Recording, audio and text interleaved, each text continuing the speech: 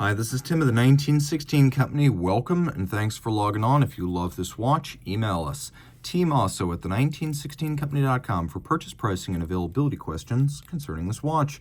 Today, we are discussing the rebirth of a classic launched in 2022 for the 100th anniversary of the original model. This is the Cartier Collection Privé Tang Chinoise. The original Chinese architecture-inspired tang chinoise came out in 1922, and this was part of a series of solid and skeleton dial relaunches in 2022 that also helped to relaunch the Collection Privé. So if you remember the CPCP of 1998 to 2008, they were very fine and exquisite Cartier watches designed for traditional mechanical watchmaking enthusiast haute horlogerie, they were.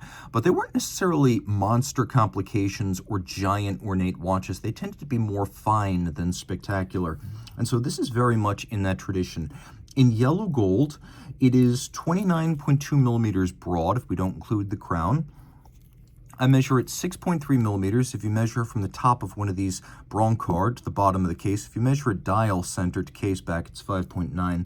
And then if you measure it lug to lug, it is 39.6 millimeters with a 21 millimeter spacing between the lugs. The Tang Chinoise, of course, a little bit different than the prior Tank. This one also a little bit different than the original Tang Chinoise, as well as its 2004 reboot. This is a little bit more, I would say, robust in appearance. Also, through the use of faceting and angularity on some of the components, it's possible to create differential finishing planes, which are really nice when you compare the satin to a polish and the way they catch the light differently. So this is a very original take on the Tang Chinoise. Super flat, it wears easily on my wrist. I can actually see this wearing well on a wrist as small as 13.5 centimeters circumference. So this could be considered a unisex option, and it is super flat for easy fit underneath the cuff. In yellow gold, it's got a nice weight to it, more so because it's got a solid case back. The strap is lovely, large, symmetrical, rectangular scale alligator leather, always one of the most expensive and sought cuts of the beast. You can see how close coupled the case, the strap is. There's almost no daylight showing between them.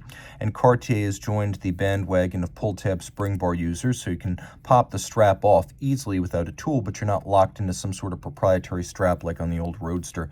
These are calfskin lined. You can see a brand new Cartier strap here. We've got a folded edge with a monotone stitch and a little bit of stuffing or bolstering as we approach the case. A simple, classical, peaked yellow gold Cartier pin buckle. And then again, the case being more angular, faceted, with differential finish, whereas traditionally the Chinoise would all be polished. A few surfaces with satin here really bring this form to life. And then we've got the explosive, I would say, gold-tinted champagne sunburst. Some champagne dials sort of soft pedal the gold elements, whereas this has a much more clearly gold influenced tone while still being recognizably champagne silvered. Taking a quick look, you can see that the radially arrayed Roman numerals, including a watchmaker's 4, are present, along with the Cartier secret signature. Very traditional rectilinear geometries within and without this dial with broadsword style hands. We've got a little cabochon spindle on the flank and then a faceted crown. It is a mechanical watch. It is a limited edition of 150 pieces. This one, lucky number 13. I always like getting number 11 or number 13 on my watches.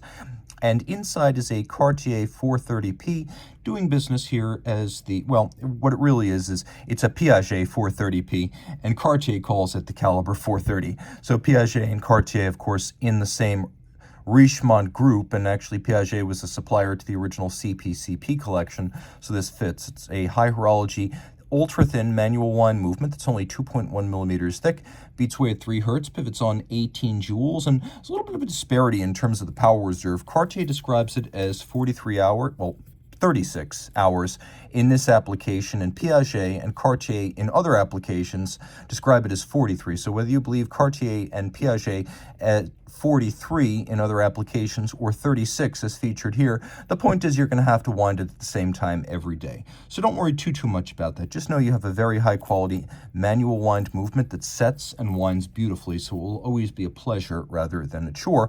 And the watch is 30 meters water resistant, which is dress watch standard, but rather impressive given the unconventional assembly of Cartier cases, which often involve laterally inserted screws. Reach out to Team Mosso at the1916company.com for purchase and pricing details of this Cartier Tang Chinoise.